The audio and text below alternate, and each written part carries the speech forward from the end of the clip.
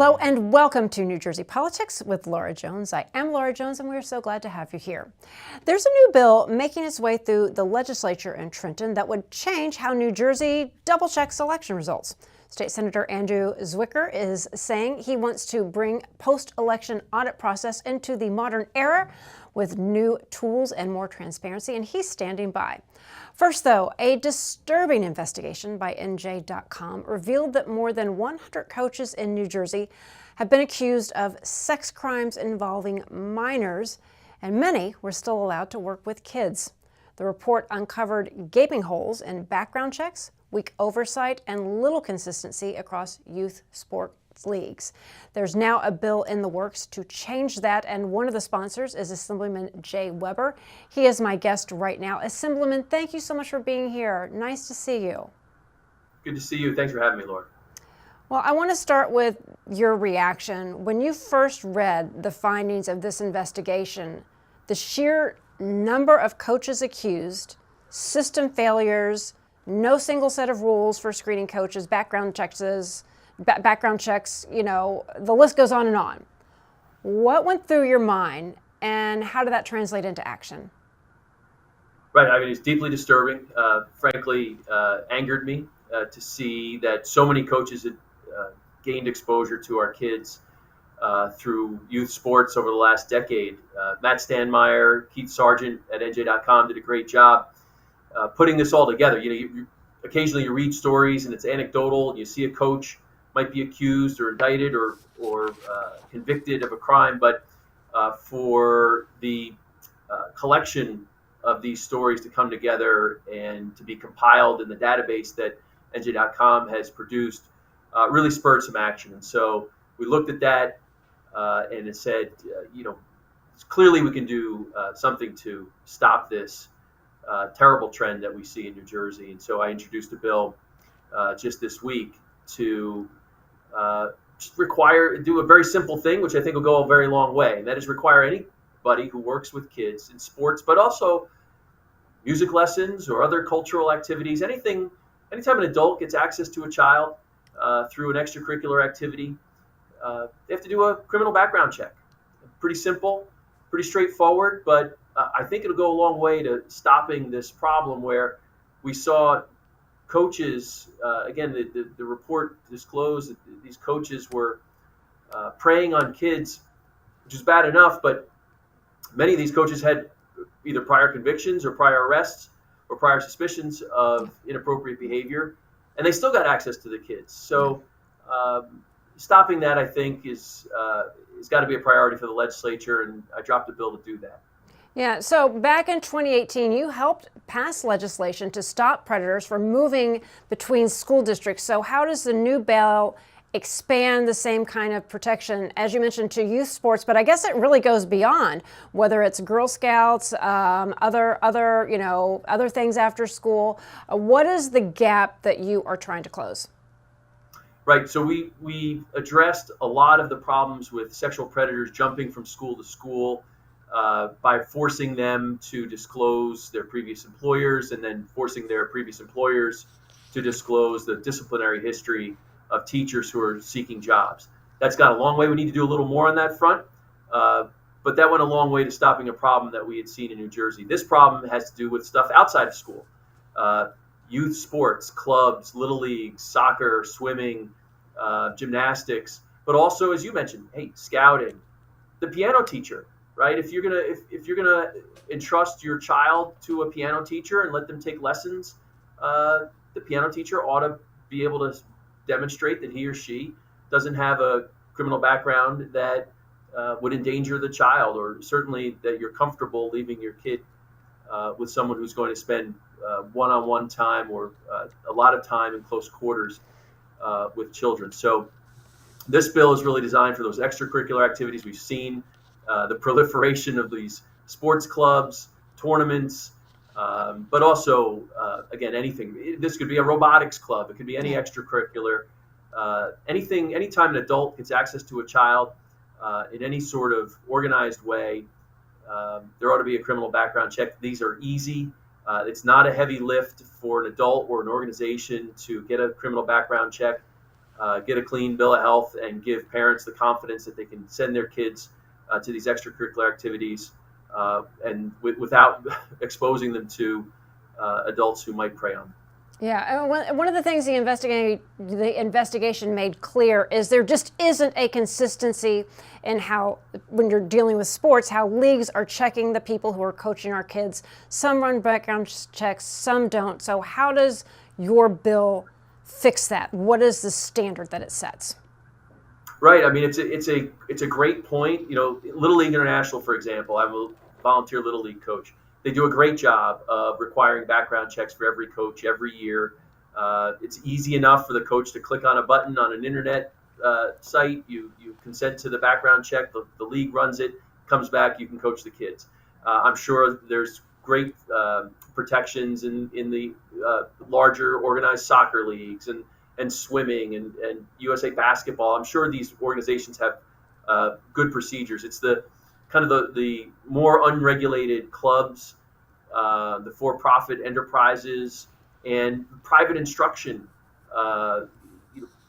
Tennis instructors, for example, Sargent and Stanmeyer pointed out there was tennis instructors or soccer instructors, could be martial arts instructors, for example, who might not have the same governing bodies that they respond to or are governed by. So for those people, including and the league in soccer and swimming and basketball, the large organizations, every volunteer or paid employee, every organizer of a team or a tournament has to get a criminal background check. It's pretty simple. It's a request to the state police to run the check. It comes back in several days. It's not very expensive and certainly well worth the safety of our kids to do that. So the hope is that where these gaps have been, especially with the private clubs and the private instructors, not so much the large organizations that we're very familiar with, like Little League, but the private clubs, et cetera. This should bring some uniformity to that for certainly youth sports, but again, any adult who gets access to children. Yeah, one other thing that is just coming to my mind is a lot of organizations or their after-school programs that are run solely on volunteers. A lot of times a PTA, a PTO, they'll have a program. You know, my district, when my kids, they had something called After the Bell, and they had other people coming in. So would it apply to volunteers, whether you're a room parent going on field trips? Does the legislation go that far to Yes. anybody who is interacting with our children? Sure, it has to, right? You can't allow people to evade this background check simply by refusing to accept some compensation. So it would apply to volunteers. It would apply to paid coaches. I think importantly, it would apply to organizers of these teams and puts real teeth into it. You know, if you're an organizer of a club, an activity, even a tournament or something, and you don't get background checks for everybody who's participating, you're going to be responsible. I think civil fines are appropriate that escalate and could be very expensive if you don't do the appropriate background checks. And then more importantly, I think if you're a criminal, someone who has a criminal background and is seeking to coach kids and evades this criminal background check, lies about it, simply doesn't get it, and then participates in either a volunteer activity or paid coaching, that ought to be a crime. If you're disqualified from coaching by your criminal background and you do it anyway, that itself is a crime. And so that's what my bill does. I think it has real teeth, and I hope it advances quickly in the legislature. Well, one of the first stories I covered when I was first starting out as a reporter was sadly the death of Megan Kanka. The young girl in Hamilton Township was killed by a sex offender living across the street, which led to the passage of Megan's Law, which is a national registry for sex offenders. What the report showed is that not all predators are showing up on that sex offender registry, Megan's Law, and it has some serious gaps. Does your bill look at that? Does it go beyond that and offer some more protection? Yeah, I think the insight from the report really led me away from trying to rely on databases. Databases are difficult to maintain. They are inconsistent between organizations, and I wouldn't want to rely on a database that is prepared specifically to track coaches, volunteers, etc. I guess what we're relying on is the ultimate database of the state criminal records, federal criminal records, the access that the state police have to check one's criminal background. So I thought it was a great point, Laura, and the story made that point, was that not every database is going to be broad enough to catch every potential problem in the coaching or instructor world. So let's just have everybody do a criminal background check. Do it once a year. It's pretty simple. It's fairly inexpensive, and it'll allay a lot of the concerns, I think, and hopefully clean up this terrible trend that NJ.com uncovered. Yeah, I mean, keeping our children safe, I can't think of any bigger priority, but I think a lot of people might say, all right, what is the time? What is the cost? Do these school districts, do these organizations, do they have the resources? Because, again, a lot of them are running on volunteers. Right. Yeah, I think it's fairly inexpensive, on the order of, under $100, maybe $50 to get a background check on a single coach. If you've got 12 kids on a team, that's less than $5 a kid to make sure that the coach is cleared. If you're a teacher, for example, and have a criminal background check through the school, and you want to go coach a club team or a volunteer for your kids, that background check should count for the volunteer coaching activity, or even the paid coaching activity. So I was sensitive to that too, Laura, that you don't want to ensnare these groups in red tape. Right. Many of the best organizations are already doing it as a matter of course. Others are going to have most of their coaches covered because they're already teachers or policemen or firemen or whatever, and they've got clean criminal background check health already. And then it's the others, so you're trying to fill in the gaps. It's a small inconvenience. It's a delay of, takes us several days to get it back from the state police. You fill out a form, you pay the fee, whatever it is, $50, $100. I don't even think it's $100. State police sends you back the report in a few days, and you're on your way. Not too intrusive. I think the cost is well worth it. When you talk about instructors getting $50, $60, $75, $100 an hour for sports instruction or piano instruction or whatever it is, if you've got a team of 12, 15 boys or girls in soccer or basketball or baseball paying fees to their organization to join the team, a small part of those dues goes to the background check on the coach. I think it's not burdensome at all, and well worth the protection of our kids and the peace of mind for parents. And Assemblyman Jay Webber, thank you. And by the way, I should remind our audience, you're more than a lawmaker. You're a dad and a volunteer coach as well. So this is personal for you. It is. Yeah. I care very much about the issue, and we'll try to move it forward.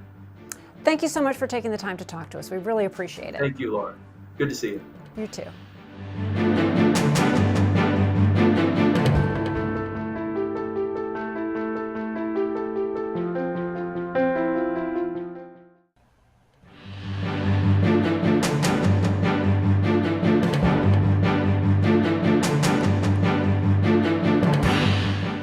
Thanks for staying with New Jersey Politics. I'm Laura Jones, and New Jersey is taking a step towards modernizing how we audit elections. A new bill from State Senator Andrew Zwicker just cleared the Senate State Government Committee, and the goal is to make post-election audits more efficient, secure, and transparent. Senator Zwicker joins me now. Thank you so much for being here. Good to see you. Good to see you. Thanks for having me, Laura. Absolutely. Well, let's start with the basics. Why do you feel it was time to update how we audit elections? Pretty much, what wasn't working in the current process?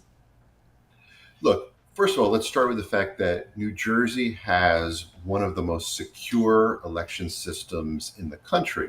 And that is due to the 21 county clerks and the 21 county election officials and all the dedicated workers that are working every single election to ensure that we have open, safe, transparent elections.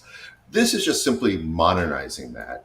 The idea that we only could hand count is going back to the time when we didn't have secure machines that would enable us to do this faster, to do this more securely, and to do this more transparently. And so this bill is a simple modernization bill. Yeah.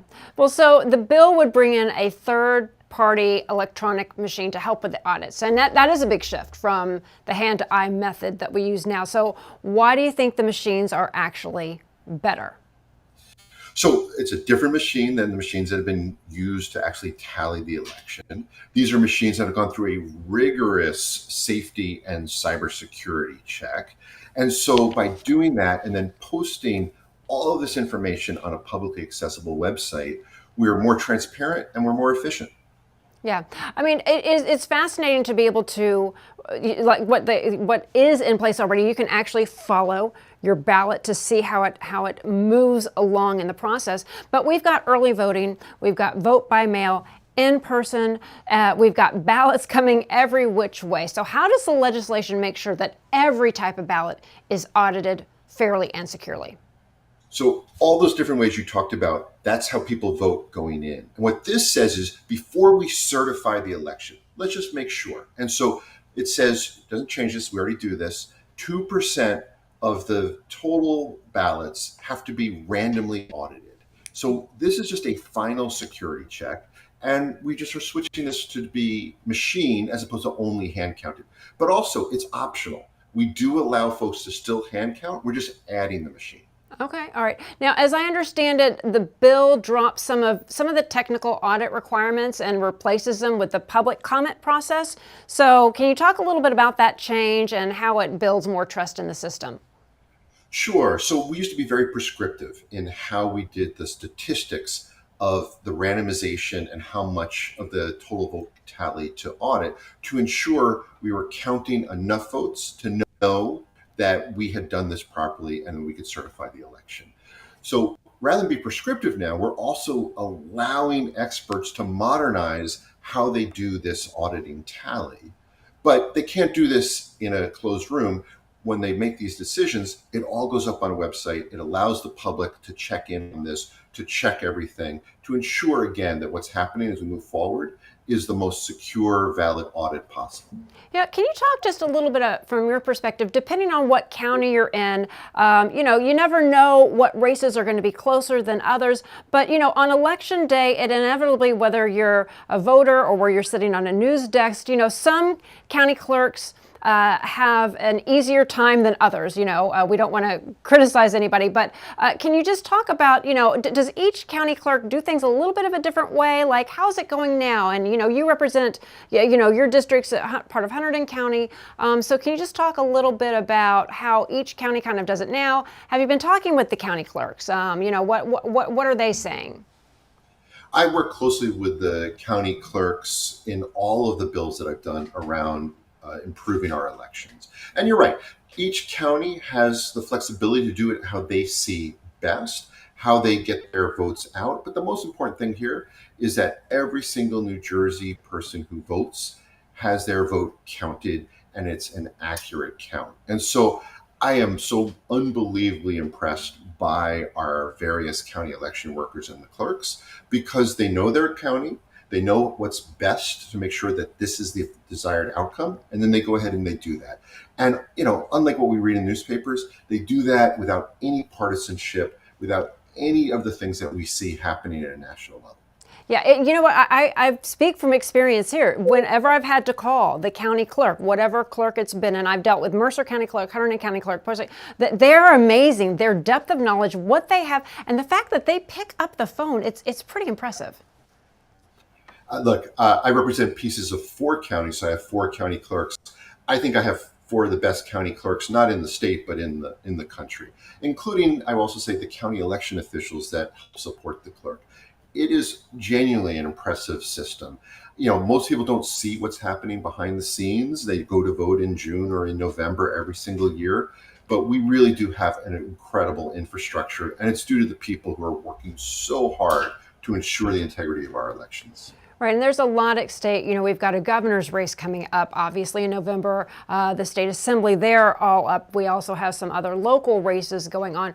So can you talk a little bit about the timeline of this bill? Are you trying to get this done before November? Like, when would we expect to see changes if it does pass? And, Right. and what are your colleagues in the legislature saying? Well, a couple of things. So it's come out of committee in a bipartisan, unanimous manner. So there's no partisanship around this bill. Everybody agrees this is the right thing to do. We are in the last week of June, the last week of the budget cycle, and so everyone is focused on the budget itself. So then after we're done with the budget by Monday, we go on our summer hiatus. So the chances of getting this done between now and Monday, to be very frank and honest, are pretty slim. But getting this done by the end of the year is my goal, and then to ensure that it goes into next year's election, and we'll make that reform then. Well, I mean, these are some of the issues that really they don't always get the headlines because, it's budget season or we have national issues that are overshadowing. Are there other bills, other pieces of legislation that you're working on that you're just thinking, gosh, I really wish this would get a little oxygen because there is so much happening at the national level. We do have a governor's race, and the legislature, the state assembly, is up for re-election.